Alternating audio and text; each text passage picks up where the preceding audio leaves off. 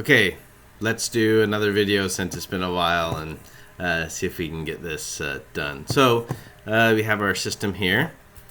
So we're going to log in. We're going to log in, en root. Remember, we shortened it, the password CE6HFN.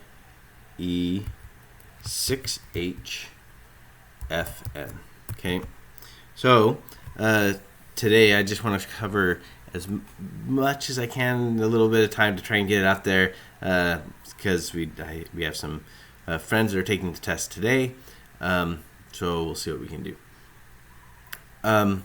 So let's touch on Selinux. So in order to do this, let's first install HTTPD. So DNF install HTTPD. That's a web server. So let's see, permission denied. Oh yeah. Sudo su. So I need to become root.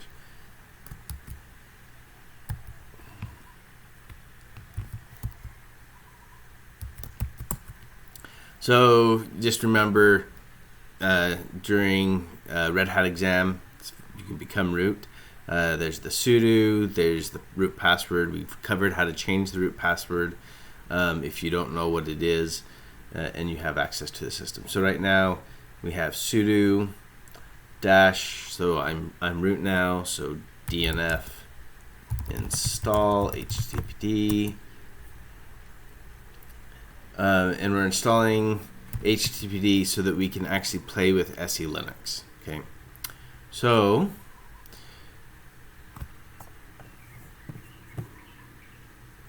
that won't take long.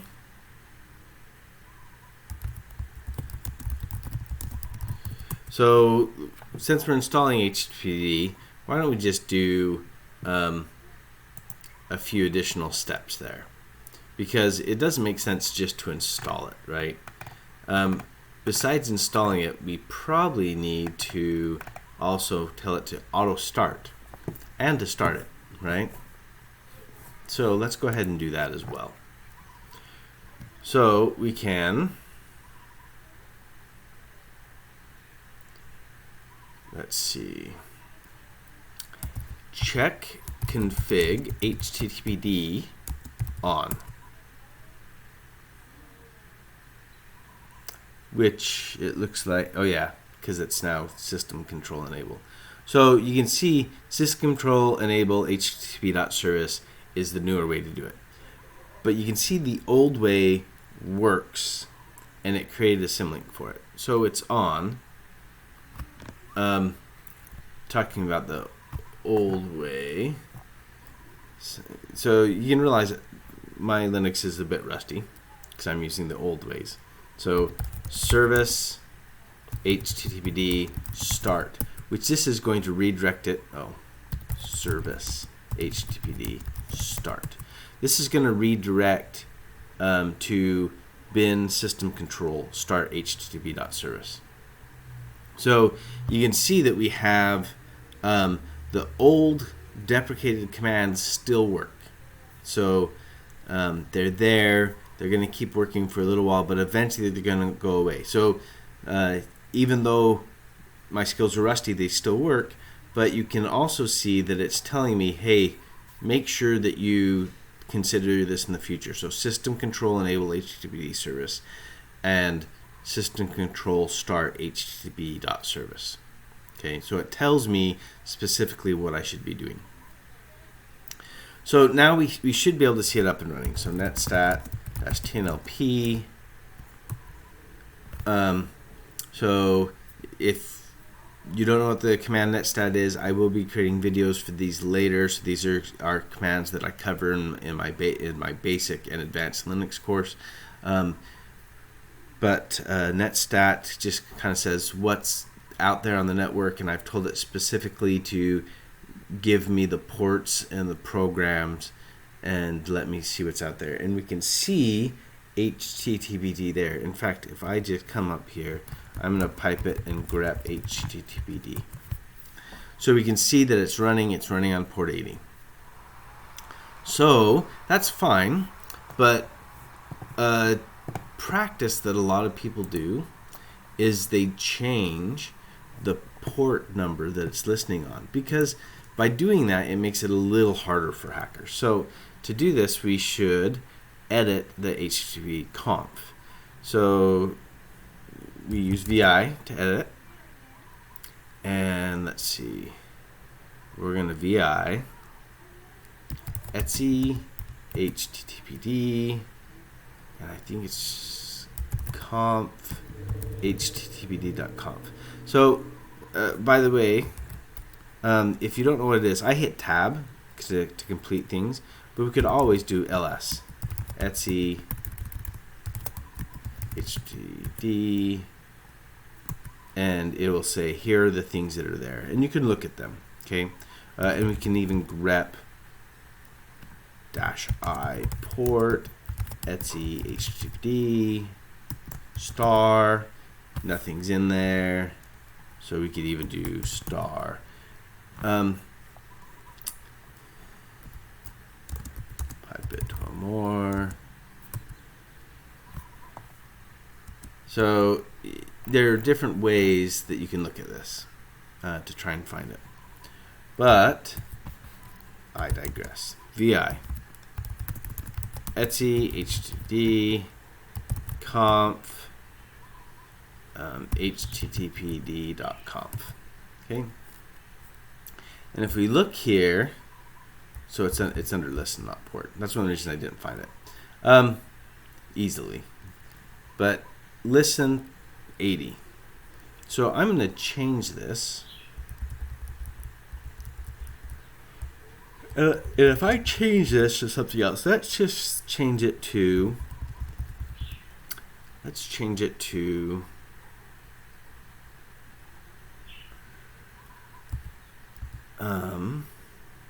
2028. How about we do that? 2028. So I've changed the port number.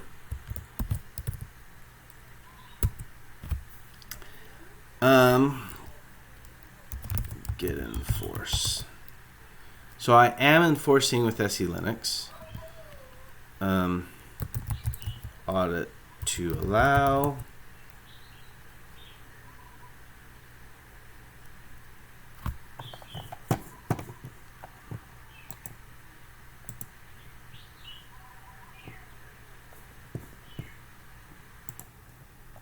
Well, I was expecting it to tell us that the command was not found, but it looks like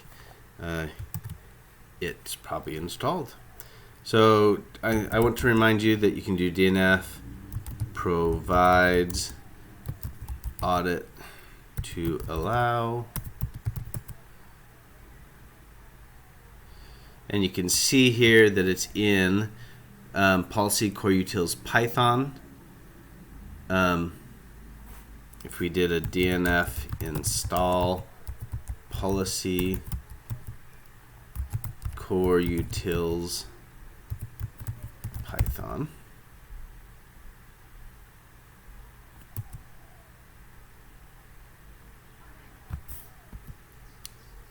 utils. So it mentions that it's already installed. So since it's already installed, we can do audit to allow -w-a. So A says all audit logs, and W says do it write it back in human readable format. So you can see we have a few things here. So we could look at what these are. And you can also see that there is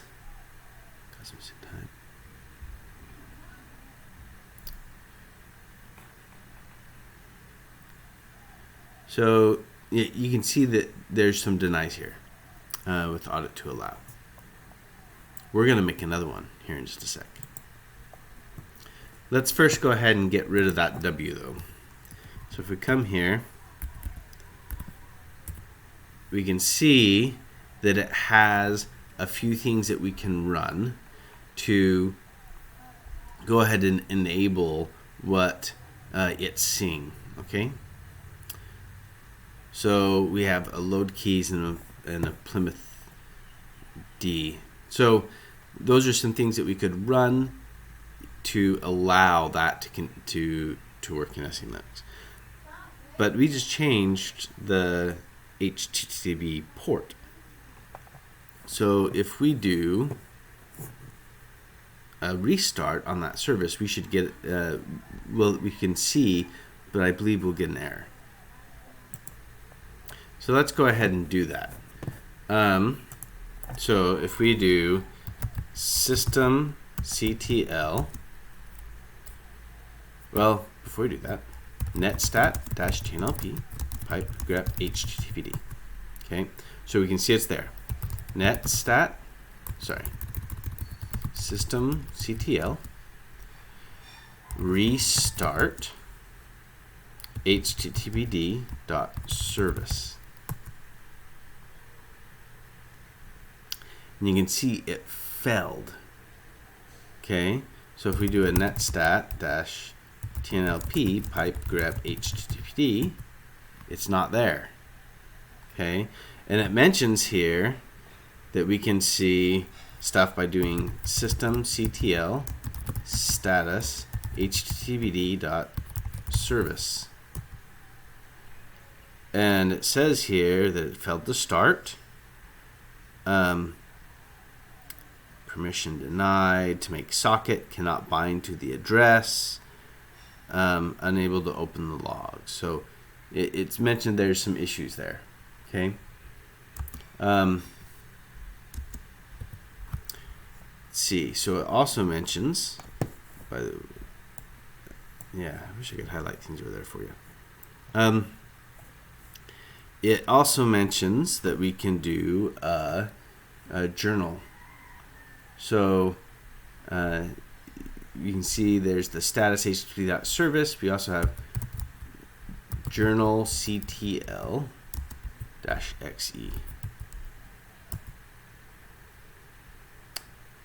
And you can see here, plugin bind ports suggests if you want to allow HTTP to bind to the network port 2028, then you need to modify the port type.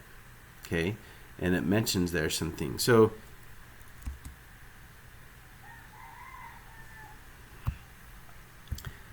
let's do our audit to allow -w-a, and it's going to be bigger this time, I believe. So you can see we filled up almost the whole page, and if we look, we should be able to see, so there's a couple types here, and if we look at the one, it says com httpd source, we can see that there's an issue there.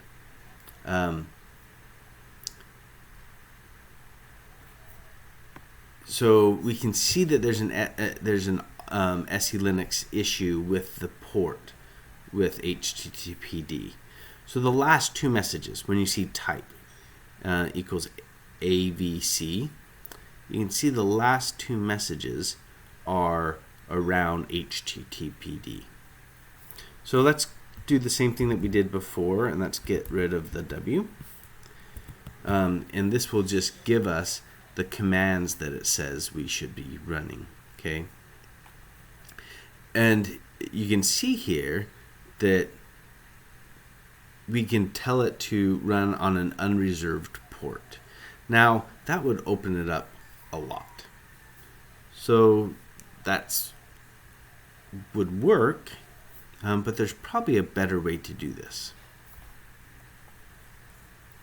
So and let's look really quick before we do anything else. Let's see if there's a decent man page. Man HTTPD. So here, the man page for HTTPD. Oh, let's first look at the comp file.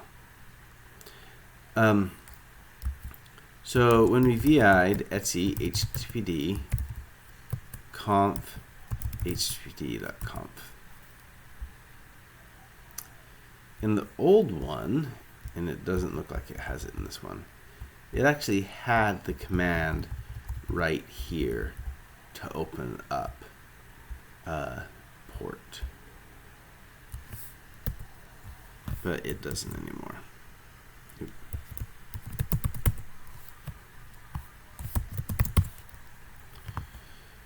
So audit to allow -a. I know the one that I need is the HTTP context.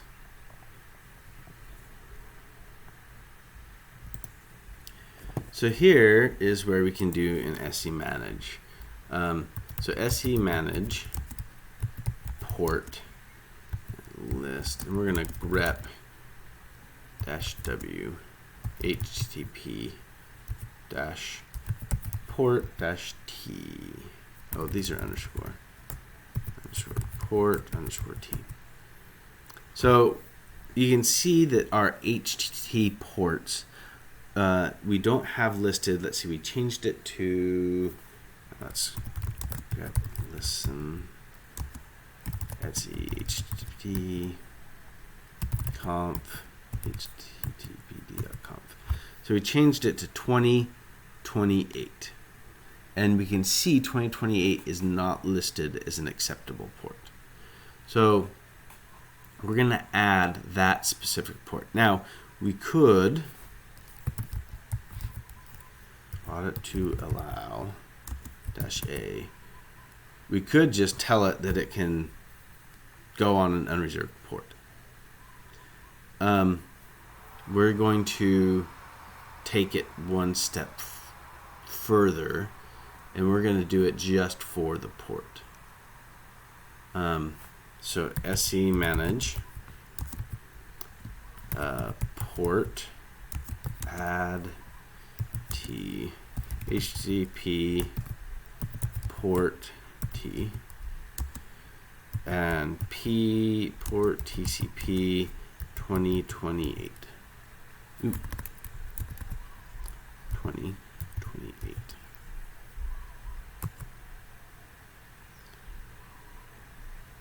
HTTP.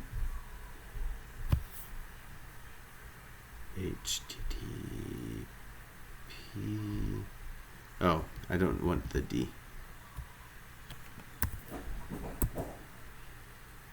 And I can actually see that I don't want, yeah. So now if I do the SE manage port list, I can see that I've added that. So now I should be able to restart. By the way, I'm just hitting the up arrow to go back to prior commands. Oh,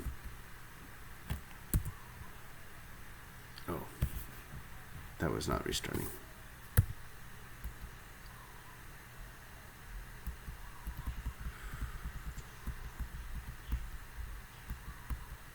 Restart.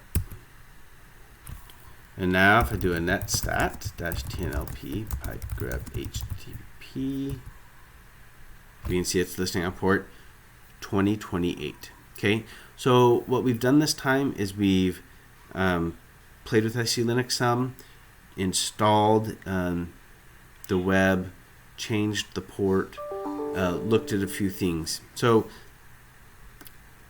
on the test, I probably, especially if I have any, if I forget any of the SE manage commands, I would just have done the audit to allow -a. I would have just allowed the HTTP unreserved port. So it's perfectly acceptable to do some things, and realize that there's a passing score. So if you can't do some things, that's fine. I just want to make sure that you can do enough. Now, we should probably cover one more thing. We should probably cover yum repos. So let's look at that really quick. So for yum repos, let's go to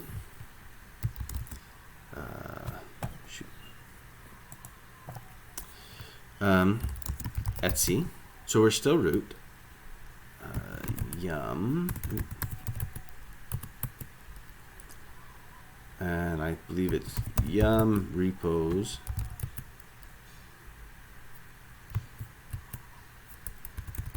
Let's see. Yum dot. Let's go to yum.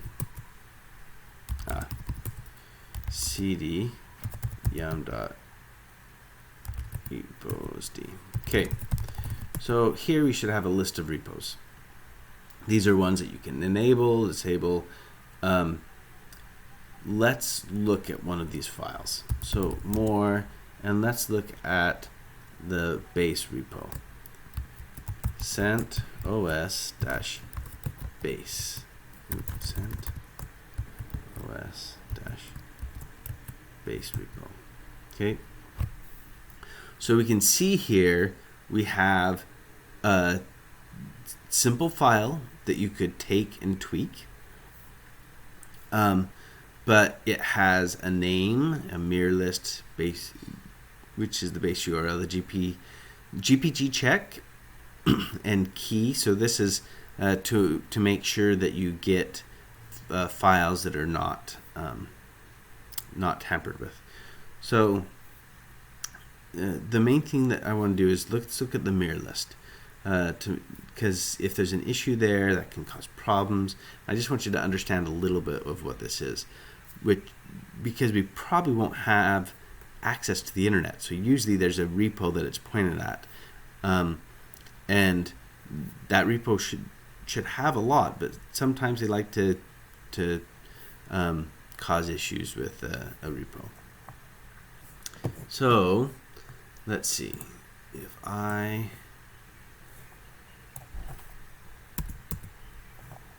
pull up a new browser window. Let's bring it over.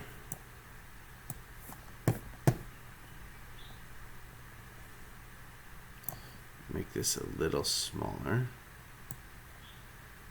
Okay, so we see that mirror list. So if we go to HTTP, by the way, this is not secure. mirrorlist.centos.org/.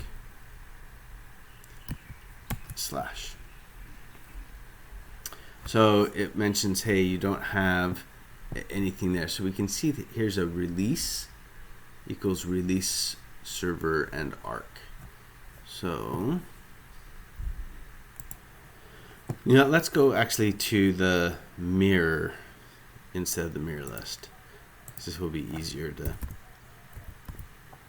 So if we go to mirror.centos.org, we can see the next thing is the content directory. So CentOS 8, I expect. Release 8, and then base OS, your processor x86 64 for me, and OS. So here is the repo. So you can actually then go in and see different things, or the packages that are part of the repo. So this is how it works. So if you have an issue, you can try and say, hey, is this a valid URL? You can look at it, see if there's maybe something wrong. Maybe it's commented out. So is there an issue with the network? Is the network not on? So you can look at a couple different things.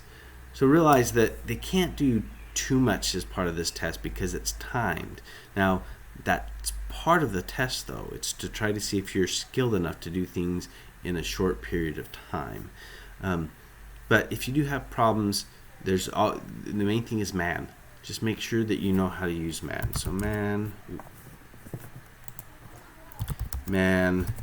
yum.repos.d man yum. So if you come down to the bottom, there's almost always additional resources. So there's lots of stuff. So it actually jumped to DNF. So I'm just going to hold down the space bar. So I often, the first thing I do if I run into a little bit of an issue on the test is I hit man. I go all the way down to the bottom, which you can actually do it through this section as well. And I look at the C also because it might be that I don't know what I'm looking at. So I can, there's a DNF conf, DNF plugins, modularity, and it talks about the files, the main configuration, and the repositories. You can see there the repositories are etsy yum.repos.d. That's where we were at in the files. So I have to jump down to the bottom. Some of the others actually have examples. So man audit to allow, go all the way down to the bottom, and you can see so they have some examples here using audit to allow to generate and build module policies. I actually went a little too far with this one because I probably would want to look at some of the higher ones. But you can see there's examples and stuff here. And so I use man a lot to be able to help. So, let's man audit to allow. So if I went to the bottom and it's not helpful, or I realize I missed it, it's always fine to go back. You can use the J and the K to go up and down. Space goes really fast down to the bottom. I could have went back up. So you can see that you can, just going up and down gives you quite a bit of help. By the way, it looks like with audit to allow, they usually want you to cat a specific log file, and they tell you there's the log file. In fact, I'll bring it. So it's going to have it down at the bottom of the screen. So cat var log audit.log into audit to allow, and send it out to a local team and then look at it, and you can see things. So it gives options. Okay, so I like W, which says Y, and A, which is all. Just read from everything. So those are the main things I use with audit to allow. Okay, man will, let's see. So the other command that I used was se manage. You can see here's the se manage. It's the policy management tool, going up and down. So there's see also, lots of stuff here. So if you get caught, if you get in a bind and you have issues, just remember you can always set SE Linux into permissive mode to allow things to go forward as well. But sometimes we should be running things in enforcing mode. So it's safer, it's better, that's why it's there. So you can put it in permissive mode to get it working, but that won't survive a reboot. So make sure that you get the right things in there to survive a reboot. And make sure you reboot with enough time to fix any issues that you didn't make it so they would survive reboot. So yeah, just because you fixed it while it's up and running doesn't mean it's going to survive reboot. So make sure that you do that appropriately. I think that's all I have. So good luck.